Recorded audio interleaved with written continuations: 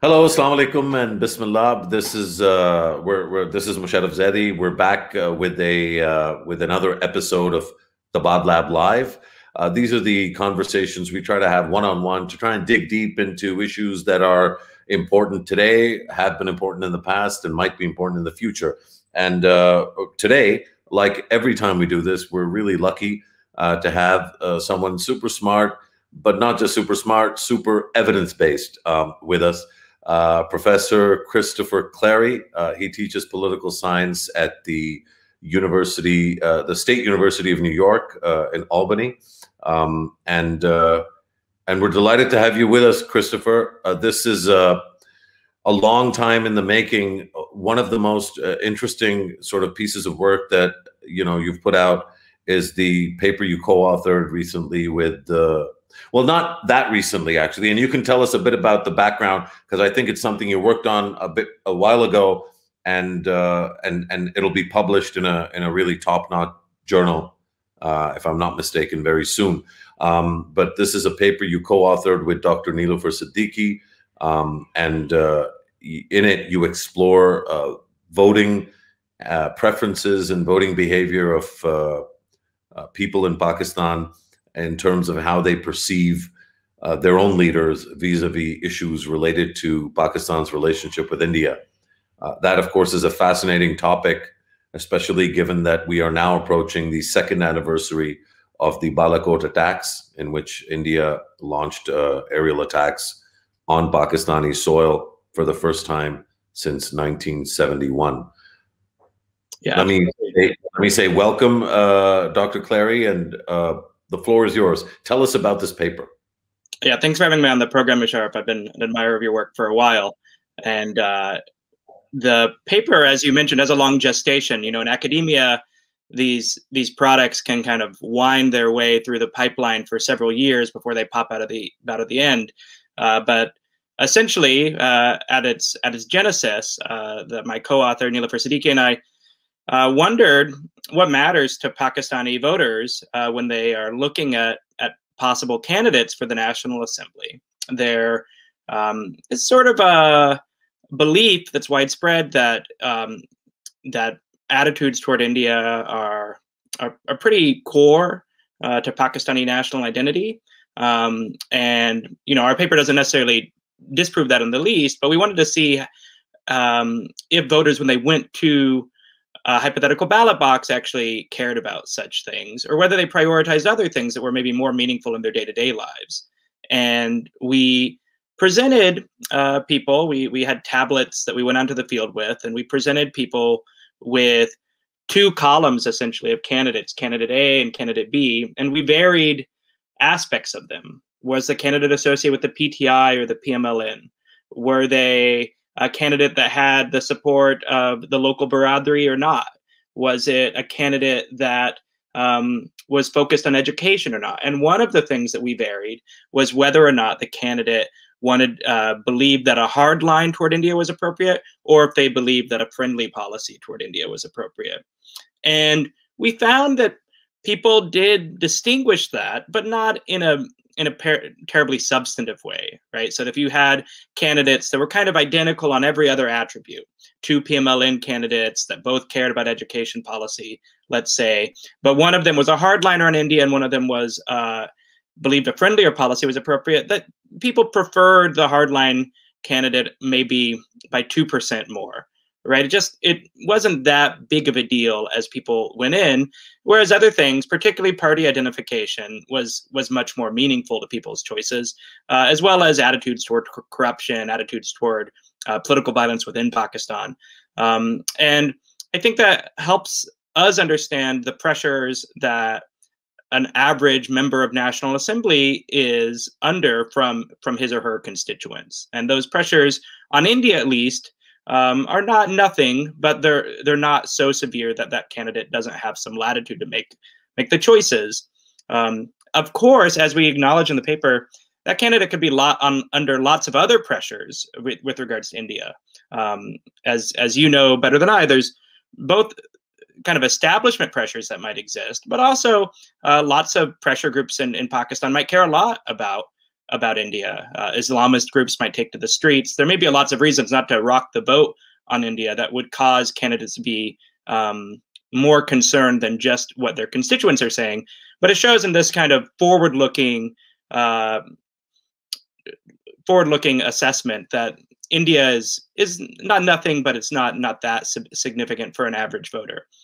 And I should say, though, we have another paper that's also in development, trying to think about how average respondents look at crisis scenarios. And we were kind of expressly motivated by trying to learn from the pressures that the Sharif government might have been after the surgical strike episode in 2016. And there we do find some pressures that voters really do kind of want to hit back if Pakistan gets hit by India. Now that's a different question, but we do find that prime ministers can get some additional support if, in response to an Indian provocation, they find a way to hit back, even if a prime minister in our hypothetical scenario were to authorize a strike against India that led to the deaths of Pakistani soldiers. Respondents kind of reward that sort of behavior. So, our research agenda in Pakistan, and we're hoping to do some similar work in India, is to try to figure out what are the pressures that politicians are under during normal times and what are the pressures that they're under in crisis, and figure out where to go from there. It's fascinating stuff and such important work. And not to immediately lament, but I think it's instructive that this kind of work is being done in the U.S. and in Albany. There is some work that's done here in Pakistan, but clearly a lot more that needs to be done around these key questions. It's a great service, I think, for anybody that looks to understand Pakistan better. And so, thank you. Just as a consumer of this research, I think it's really important and helpful. One of the kind of arguments or almost positions that I've taken, and I've publicly and privately, is when explaining to Westerners the dilemma that I think Pakistani policymakers in particular face, is predicated partly on what your paper, I think, validates to at least an extent. And that is that India is not an electoral issue in Pakistan. It is a national security issue.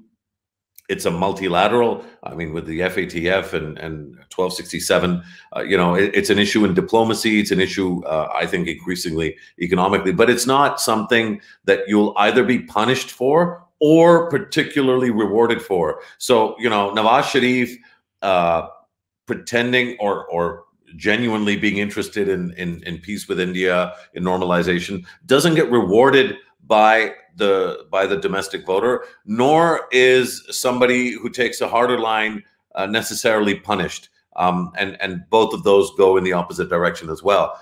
And I think the reason there's a dilemma for Pakistani decision makers is that if we were to juxtapose this study with a study in India, my contention, and I think the contention of lots of people that have spent a little bit of time in both countries, as I've been privileged to do, is that it's totally different in India. In India, the rewards for a hard line on Pakistan are very high. The punishment for being soft on Pakistan is significant. And so it is an electoral voter issue in India.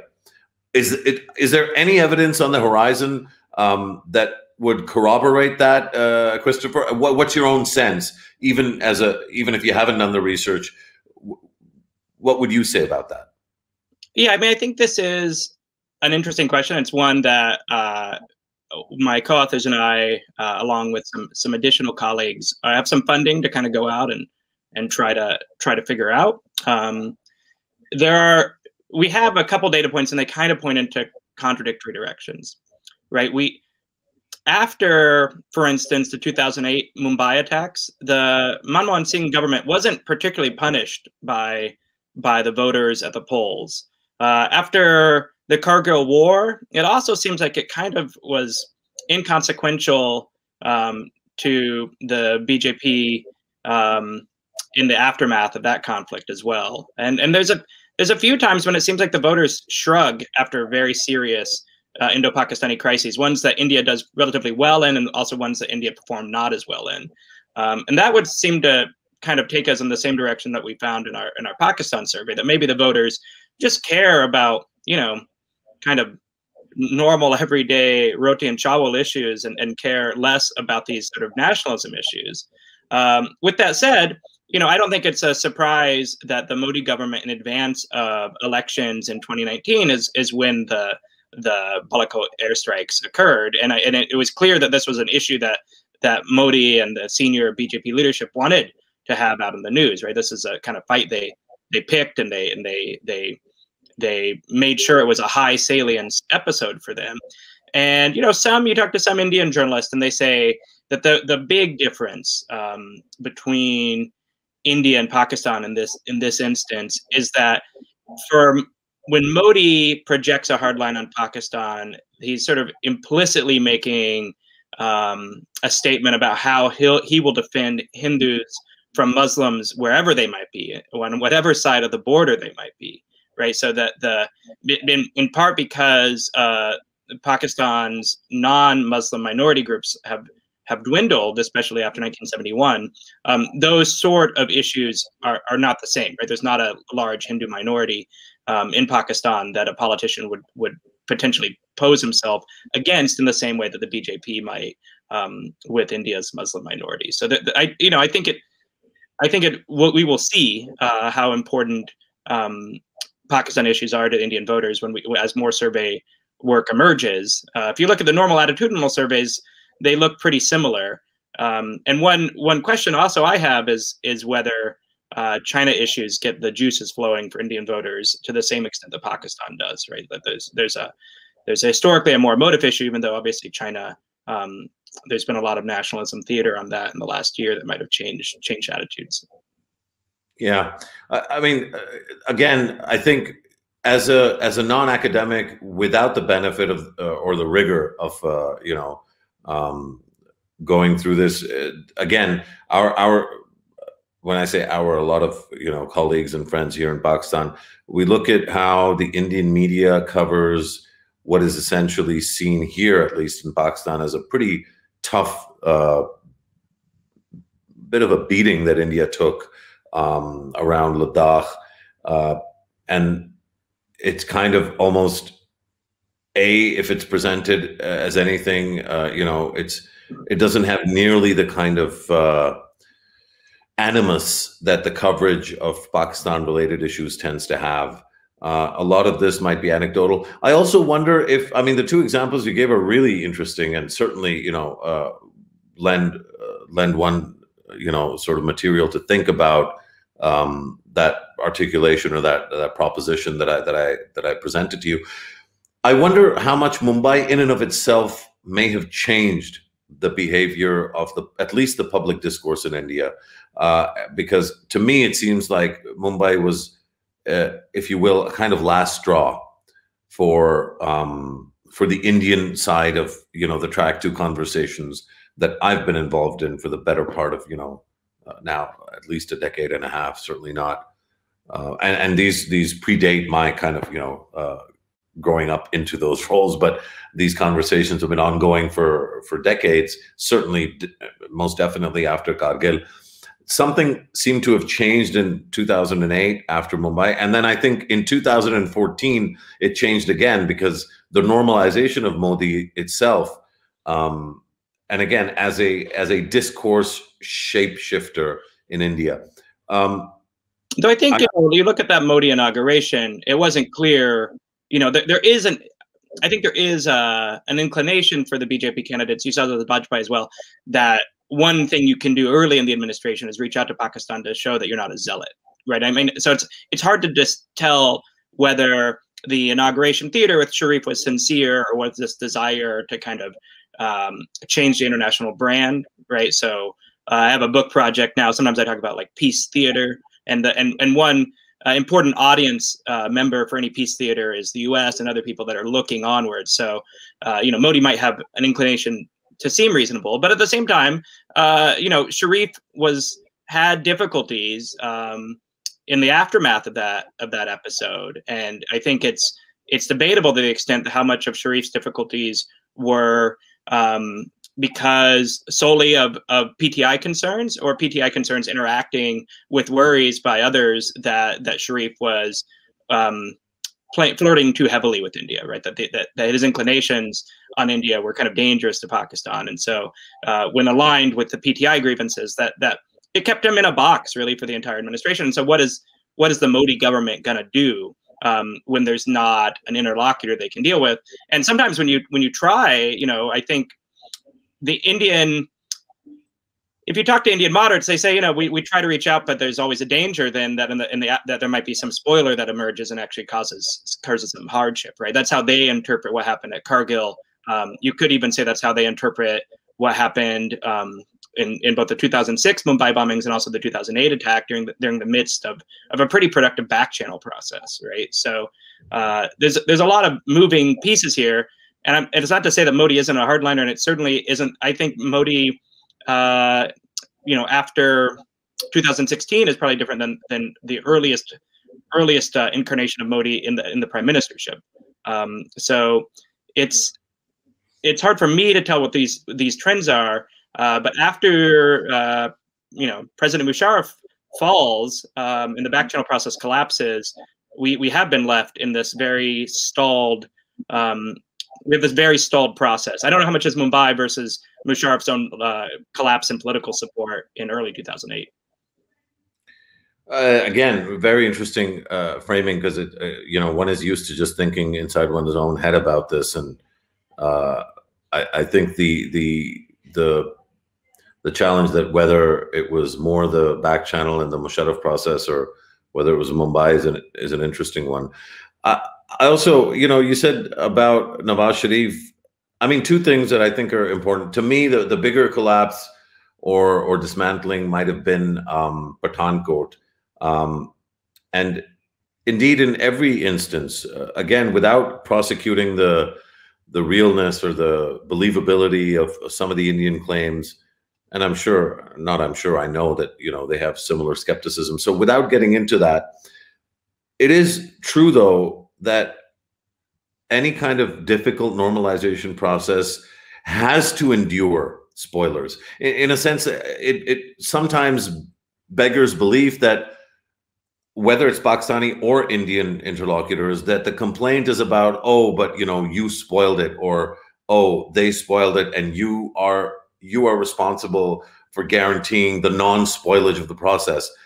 Well, the whole reason we need a process, and the whole reason we don't even call it a peace process, we call it normalization, is because the natural order is abnormal per se.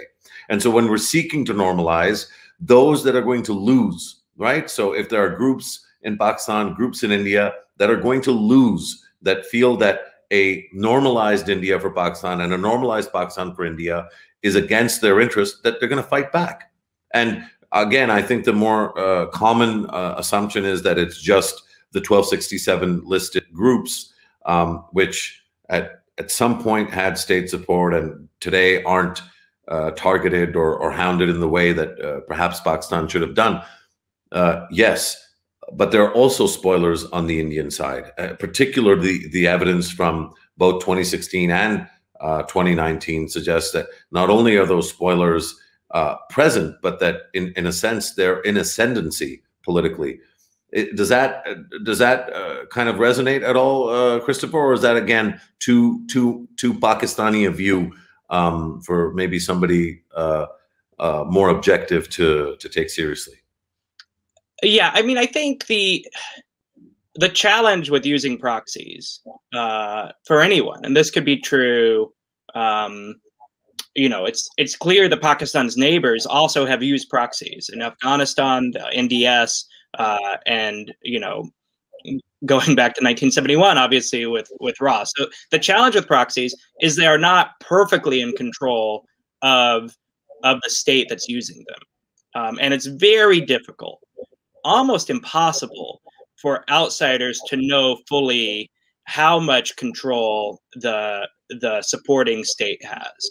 And so then it makes it really difficult whenever there's an incredibly violent episode that leads to a crisis to know was it an intentional dialing up by the supporting state, or did the proxy get out of control, or did they get lucky? You know, if you look at the Uri attack in 2016, you know, there it's just the Indians pitched their tents too close to a flammable thing, and the attack got lucky and killed 19 Indian soldiers, making this much more serious than an unsuccessful attack would have been. So that makes that challenges the analyst.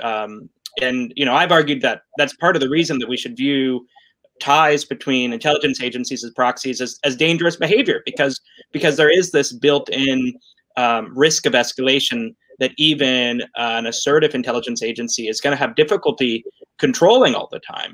And you know, I don't think it's necessarily a surprise that the Mumbai attacks happened during a period when Pakistan was struggling with an intense terror campaign against it, right? That were distracting the ISI. Now it's, you know, there are kind of two reads, obviously, of what happened there in Mumbai. One is that the ISI was distracted and wasn't able to control something.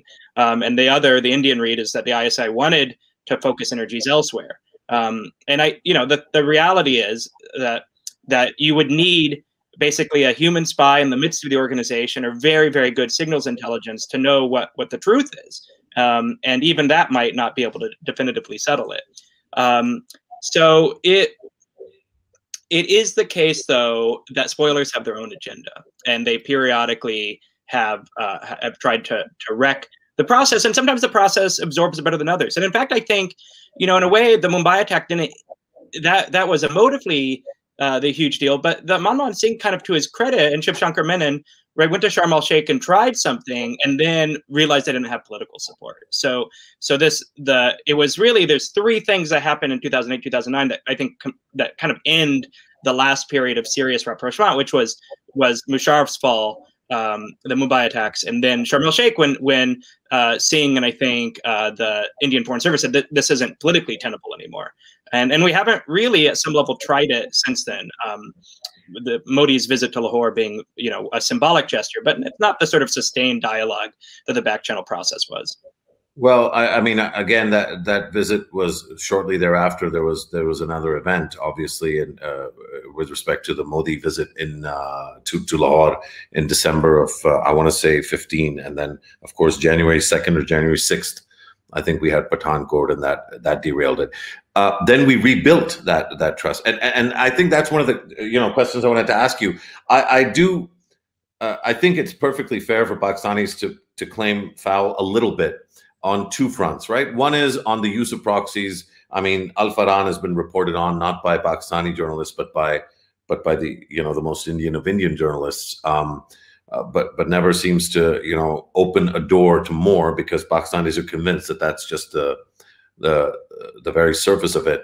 And like you said, there's other regional indicators that suggest that the use of proxies is not unique to Pakistan. But Pakistan certainly does seem to carry the great burden of it, and I suspect a little bit has to do with the religious affiliations of those that are guilty of the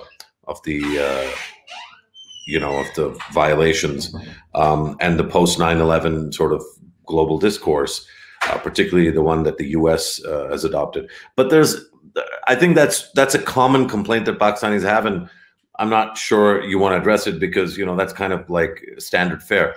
The bigger complaint I would have in this conversation is if Manmohan Singh and Shiv Shankar Menon get credit for essentially chickening out of taking on domestic pushback. Then why doesn't Nawaz Sharif and I would say the Pakistan Army get any credit for what they tried to do essentially from 2013 all the way to, I would argue, in a sense, until August 5th. So it's not just Nawaz Sharif, it's Shahid Khaqan Abbasi, it's particularly, I think, General Bajwa. And there's a lot of data points that I know you follow that suggest that whatever the Pakistani military had against Sharif, it was probably more to do with things other than India, because on India, everything post-Sharif has been as robust or more than what was happening before. Maybe the military just didn't like Nawaz Sharif's face. And in fact, that's something I've argued domestically, is that this is a domestic fight that they had. But on India, whether it's the Kartarpur corridor or it's reaching out and working with India to reduce LOC, ceasefire violations in the run-up to the general election in 2018, or its efforts to engage third parties. And again, there's a lot of speculative reporting on these things, but certainly Nawaz Sharif and the Pakistani military gave enough indicators that they were all in on trying to normalize. August 5th has really taken the carpet from under the feet of anyone in Pakistan to try and do anything with India. Is it fair to agree? I certainly agree that there probably was a missed opportunity with Bajwa, and that there may not be something. It may be hard to return to that because of kind of the, if I'm like a 3-star in the Corps Commanders meeting and seeing these efforts and ultimately getting nothing out of it, what do I think if I ever have a shot at being an army chief? Like, is that the risk I'm going to take? Because everything has drifted in the wrong direction since 2016.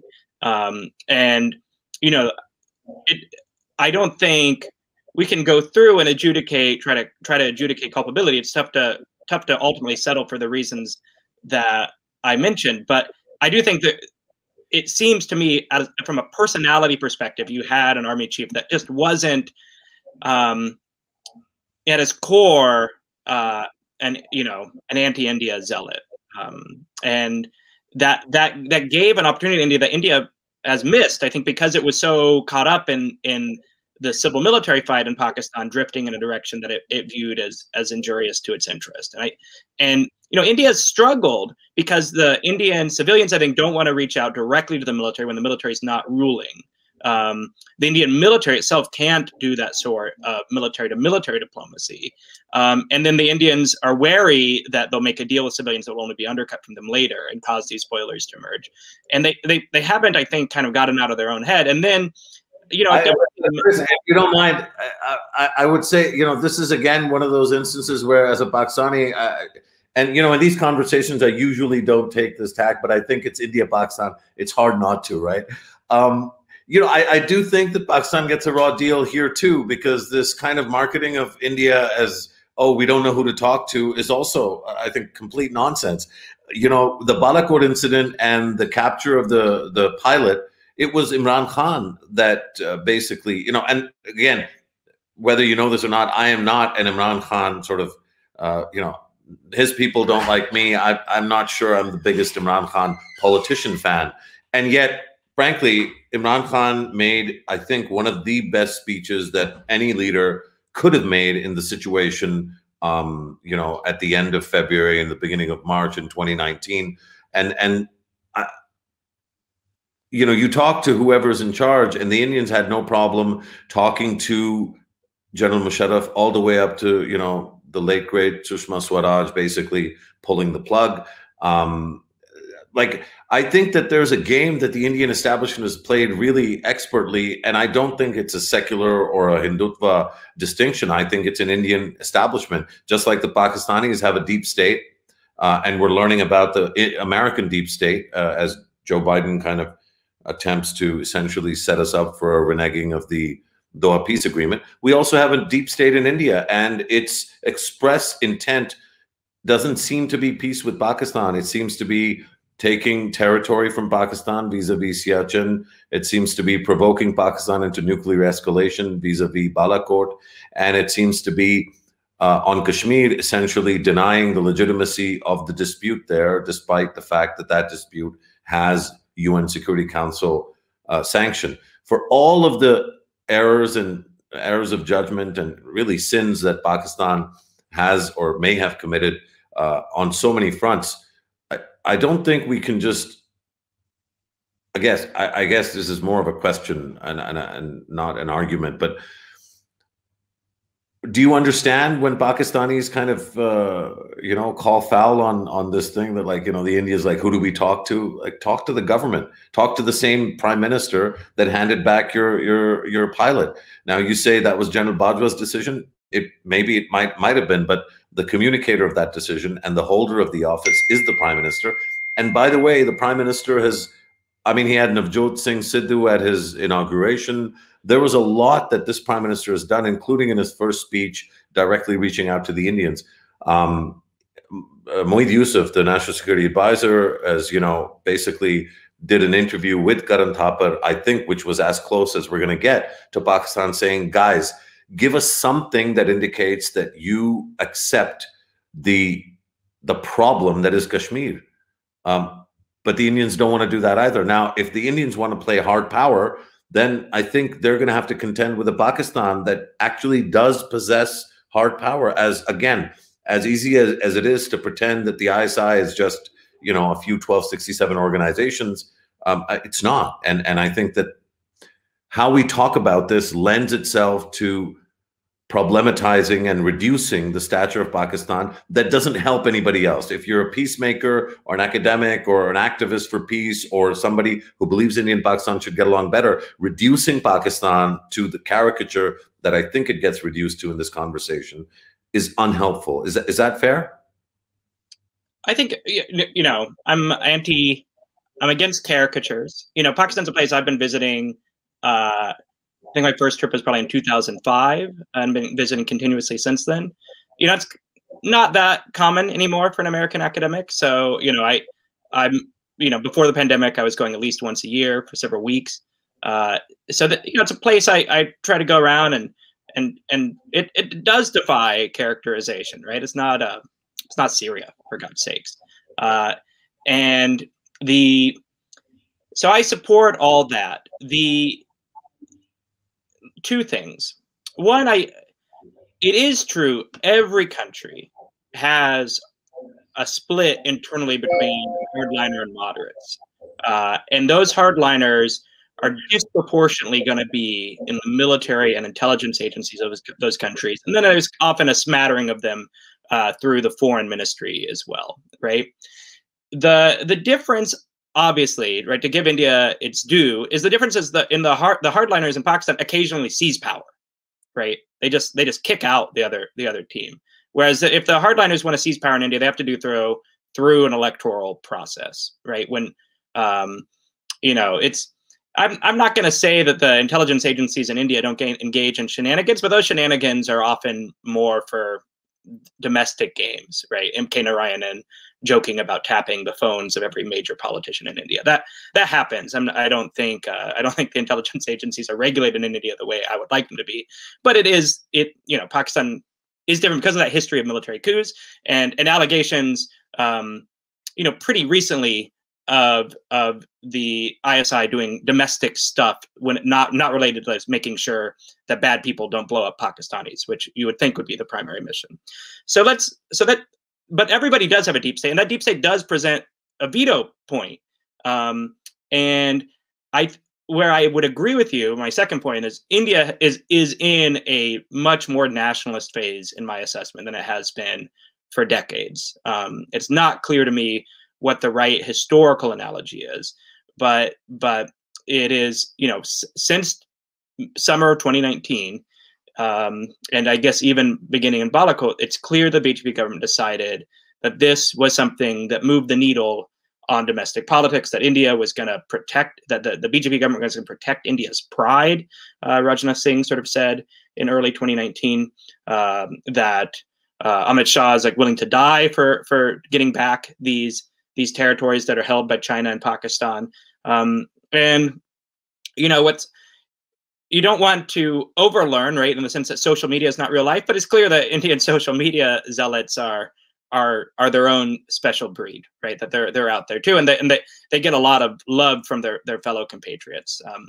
And so we're in this more nationalist phase, and I think it has sadly moved Kashmir from something where there was a trajectory where at the end of the second UPA government, the violence had gone way down in Kashmir. Then that's true both on the ceasefires, but also terrorist violence within Kashmir. There was a process to soften the LOC, to increase the contacts between the people. And then that allows you eventually, I think, to get to what a soft border that more or less is the LOC, turning that into a soft border. That is the solution. That if there is going to be a solution, in my assessment, that's what's going to happen. And you could see that a decade or so of a positive trajectory, you could get to something that made life bearable for the Kashmiris, and instead it's gone the other way. And Kashmiris, I think, for their part, also are again deeply disgruntled by the events of the last few years. Right. So both India has become more nationalist. The Kashmiris are more disgruntled. And then the Pakistanis see this happening and they want to respond with their own nationalism. Right. So you're in a really dark spiral. And you can just see it at the ceasefire violations. 10 times a day, roughly, somebody takes a pot shot across the ceasefire at each other. People are dying. Civilians are being harassed. It's totally pointless. And it is sad. I saw the army chief today tell a conference that he just thought, that eventually they'll just convince the Pakistan army to not engage in violence and line of control. They just need a few more, I guess just a few dozen more shells each day, and eventually, India thinks it will get the message. But that's not going to happen. You let the military choose when violence occurs on the ceasefire line and the LOC. It's just going to be more violence. I think the record on that is clear. Hapiman Jacob's book, I think, is quite convincing. The militaries will come up with lots of good reasons to shoot at the other side. And some of that's just like boredom, honestly.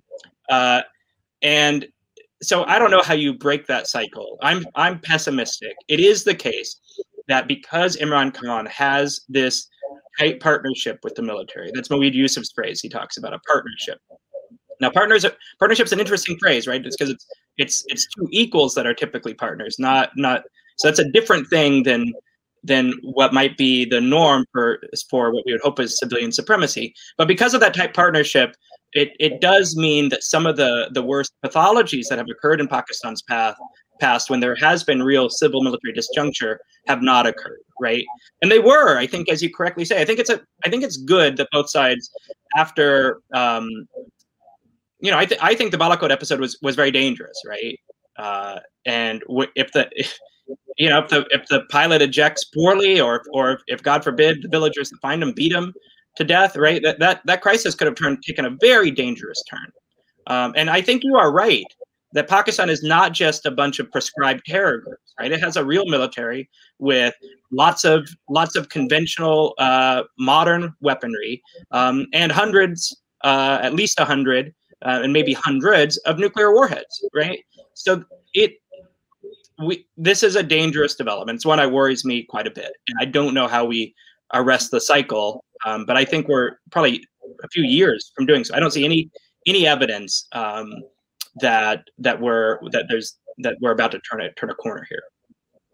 Well, worse than that, I think we would be able to talk about turning a corner if this downward spiral that you were describing had come full circle, right? I mean, for a spiral, you need to, you got to complete the circle. So we have India that's taken, essentially a borderline violent extremist term. I know, foreigners don't like using extremist with the BJP, but like literally that's what that party and the RSS are. And they're in government, and they're now the new Indian establishment. It's not, this is not a flash in the pan, right? There are 2 consecutive elections that have been won. Again, we've seen Indian politics turn on a dime, and so you never know what's going to happen tomorrow. But as for right now, with 75+% approval ratings for Narendra Modi, post-demonetization, post-Balakot, post-COVID-19, this guy is Teflon as far as domestic support is concerned. I think the thing, I think you're right, that this is a regime that's shown endurance. The fact that the Congress Party is a mess means there's no clear alternative, and the regional parties also have been eroded. So I don't think we're in a situation like the late 80s and 1990s when some coalition will come. And I mean, that I think eventually all of these guys and Indira Gandhi, so I guess all of these leaders, if they're in the public long enough, the people get tired of looking at the same face over and over again. So, and Modi's not a spring chicken anymore. So he is aging, and it's not just the beard and the hair that's changing. It's he's getting older in front of our eyes. So we'll see. But I think you're right that this BJP dispensation is not a temporary measure that seems to be much more durable than what the Vajpayee government managed to put together. Sorry to interrupt there, but yeah. No, please. The whole purpose is to hear you talk, and so I'm actually sorry that my questions are more like interventions and a little bit argumentative, but I didn't expect we would be talking about India this much. But since we are, and since I've said that we didn't expect it, let's talk a little bit about Pakistan. I guess my proposition on the spiral, the point that I wanted to make is Pakistan has not taken that turn. I hear what you're saying when you say, the military taking over as the hardliners. I strongly disagree. Like ideologically, the military has, I don't think, an inkling of hardlining in it, because if you want to see hardliners, you want to look at the funeral of Khadim Hussain Rizvi, and you want to look at the contentions or the assertions or the demands that groups like that are making in Pakistan. Those are the groups that are the ideological equivalents of the RSS. So I don't think like that's what I'm not saying. I'm not putting Bajwa on the same spectrum as these guys, but I would say, like, if you talk to right of center Indians, they say Modi is all that's standing in the way of Yogi, right? They're saying that you think this is bad. You don't even know he's standing in the way of what could be much worse. So I don't want to say that that's a direct analogy because I don't think Bajwa is in the same place as these extremist groups in Pakistan.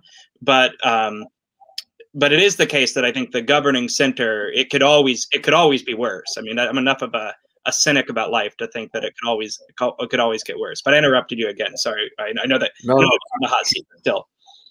No, keep doing it. Look, I guess all I'm saying is Pakistan has never actually had either a military dictator or a civilian leader that are in any way the ideological equivalents of Modi. Those folks have never been voted into power.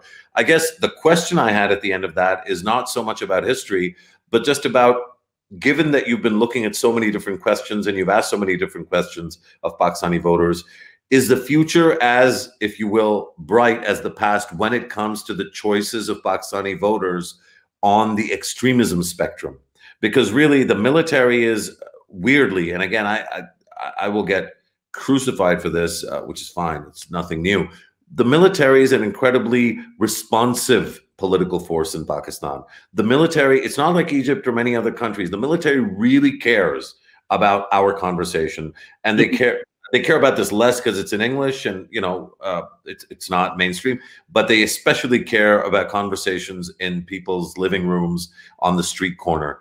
In that way, it's a weirdly, again, if I use the word democratic, it's really unfair because so much of that history is actually counter-democracy. But the military cares about what people think. And so if the people take an extremist turn, then, you can expect both civilian leaders and the military to behave differently. That hasn't happened in Pakistan to date. I guess what I'm asking you is, based on the data that you look at, based on your understanding and your examination of the 13, I know you've looked at the 13 election and you've looked at the 08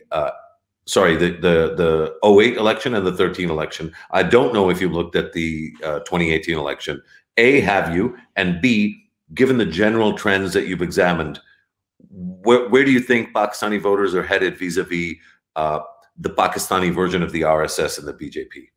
Yeah, but I think you have to disaggregate it in the sense that it's, where are mainstream Sunni voters with regards to the Shia? Where is everybody with regards to the Ahmadis? Where is everybody with regards to somebody that's accused of blasphemy? Right? Each of those might give you a different question. Where are people vis-a-vis the TTP? Where are people against anti-India groups? And I think, that is a worthwhile research agenda. And my own sense is that there is a danger with regards to blasphemy discourse in Pakistan. And this is a sensitive topic, and it's sensitive in part because it has this very emotive effect on people, and it kind of trumps normal political discourse, and it is challenging. You see, whenever one of these episodes of violence occurs, you see the challenge for politicians to respond to it in a way that makes sense. That may even they may even have a personal belief in their heart that is different than what they think is politically necessary. And I think that is the trajectory that is most worrisome to me as I think about the future of Pakistani society. Whereas I don't think, we saw responses to the TTP, we saw responses to other forces of extremism in Pakistani life. I don't think Pakistanis are, I don't find them particularly extreme with regards to outsiders. But I think they are wary of things that harm what they view as that if you ask like an average Pakistani, it's difficult, honestly, in polling. You ask people about, do you support lobbying Sharia? They'll say, yeah, sure, that's absolutely what I believe. But is that a meaningful response? Like so sometimes these questions aren't giving us things that help us figure out the choices they'll make at the ballot box. Well, the early 2000s Pew surveys were particularly useless on that front because of questions. Well, some of the surveys also just said Taliban. They didn't distinguish which of the Taliban they were talking about. So it is a lot of challenges, I think, for outsiders to make sure they have enough local knowledge to get good feedback. Yeah, but I think some of that is, again, I think, some of that is on us, again, as a Pakistani. Some of that is in terms of parsing all of this and also breaking it down. The domestic public discourse or the national public discourse needs to take some responsibility for fuzzy signals in terms of what society sends outwards, which is why it's so great to have scholars like Dr. Siddiqui and yourself and so many others that we've had conversations with, looking at Pakistan, and though a lot of the complaints that folks have will have with this conversation, not just with you but with me for not being more aggressive in some of the challenges, I think what that misses out on is the value that you directly get to engage with and interpret what's happening in the society. I think the direction you pointed in is exactly right, which is why I mentioned Khadim Hussain Rizvi. I think that's a particularly worrying trend. I also, and that's really the next question I wanted to ask you. One of the ways in which I explain that is not ideologically or theologically. Love for the Prophet sallallahu alaihi wasallam it's a very innate and deep thing, which is why it's such a problematic political issue.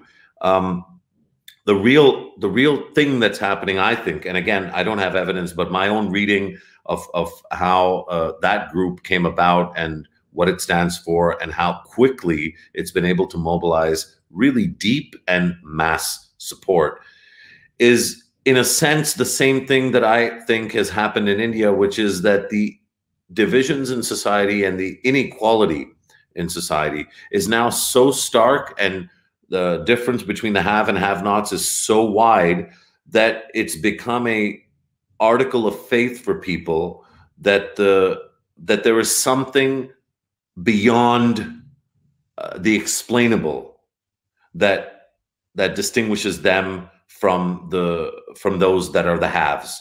And in the case of India, the Muslim or the Christian is the easy kind of target because so much of what they don't have can be explained through historical, perceived historical persecution.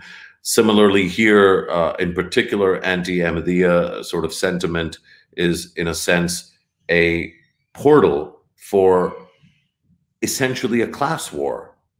Salman Taseer may be the perfect example of a target that was defined by kind of class privilege on the one hand, and his killer as defined as somebody who's on the other side of that class divide.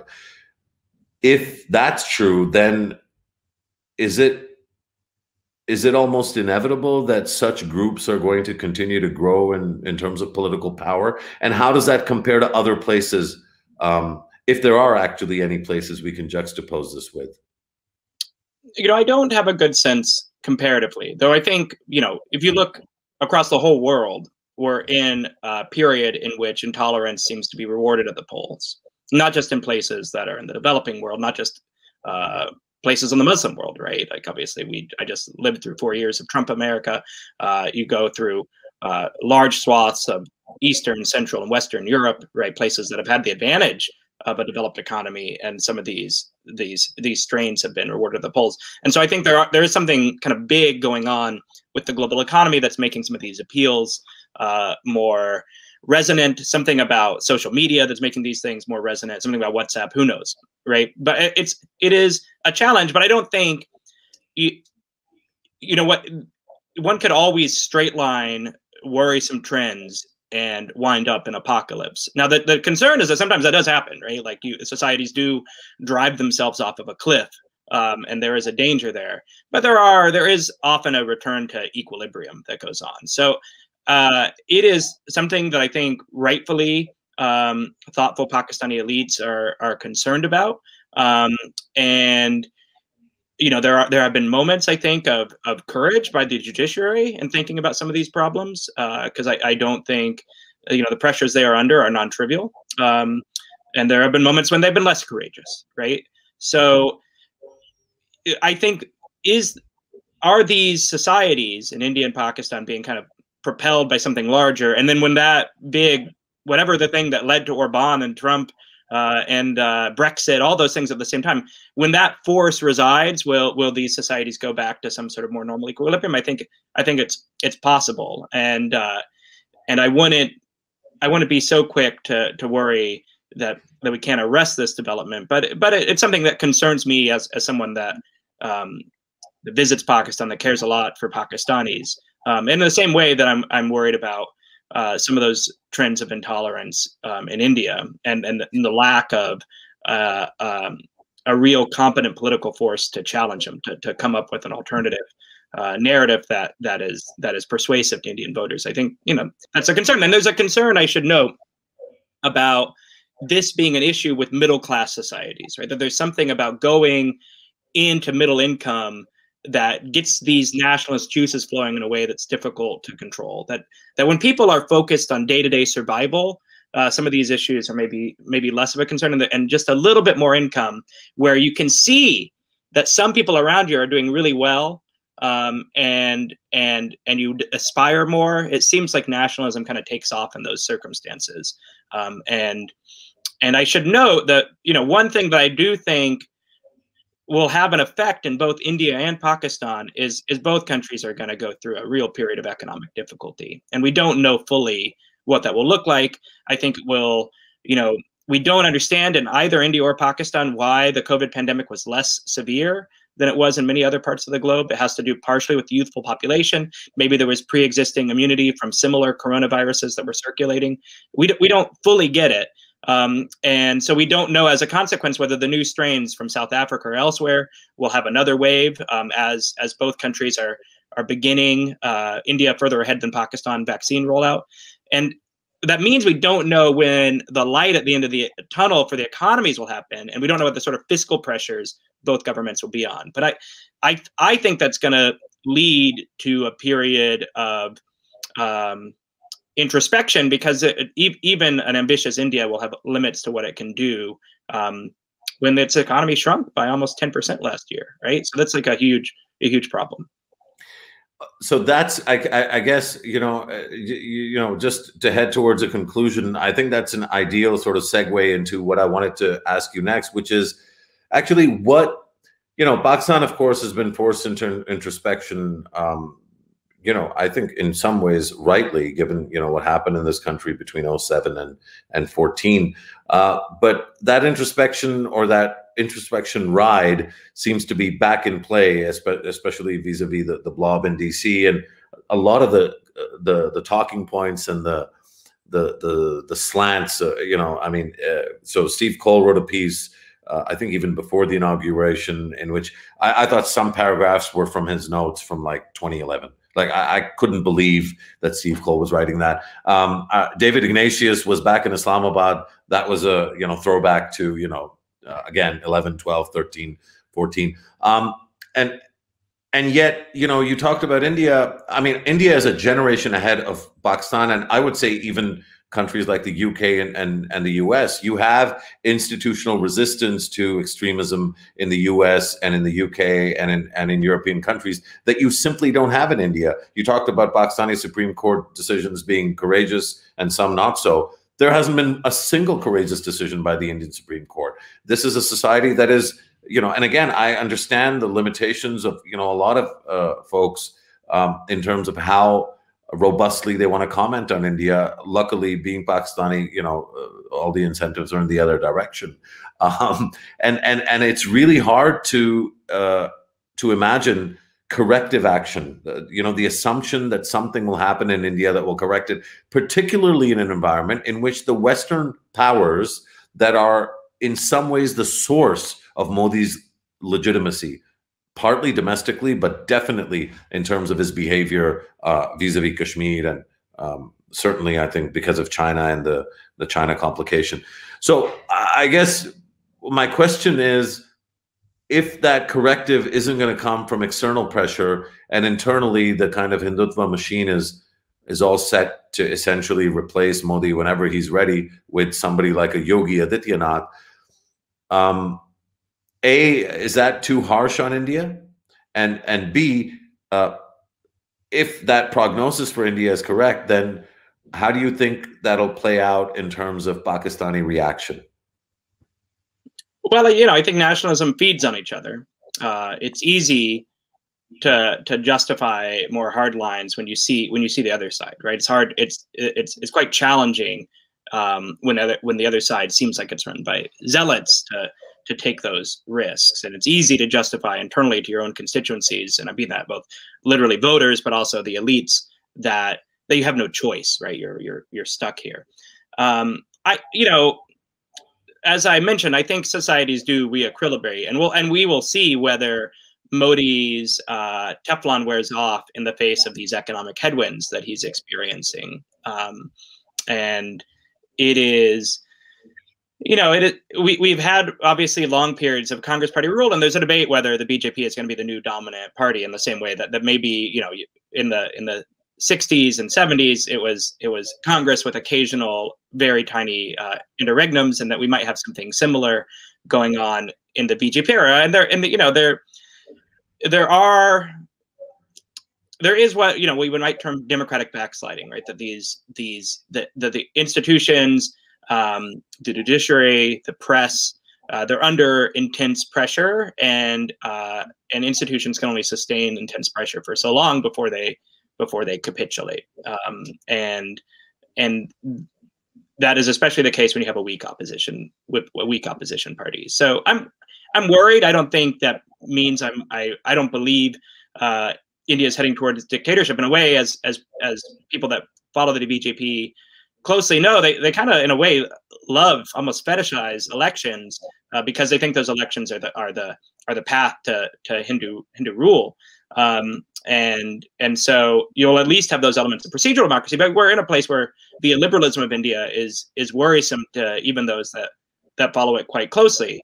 And it is challenging because typical pressures of criticism from the outside actually seem to be fights that India wants to have, right?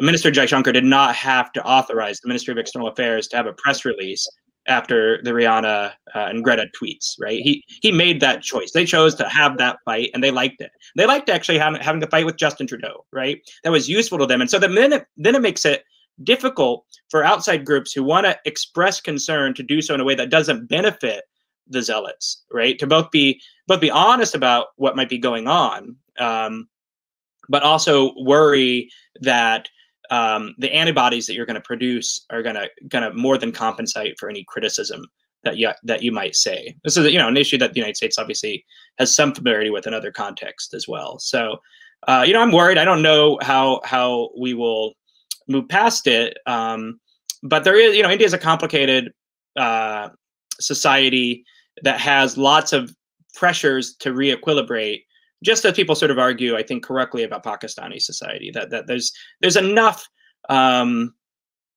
complexity and division and different motivations going on that it's difficult.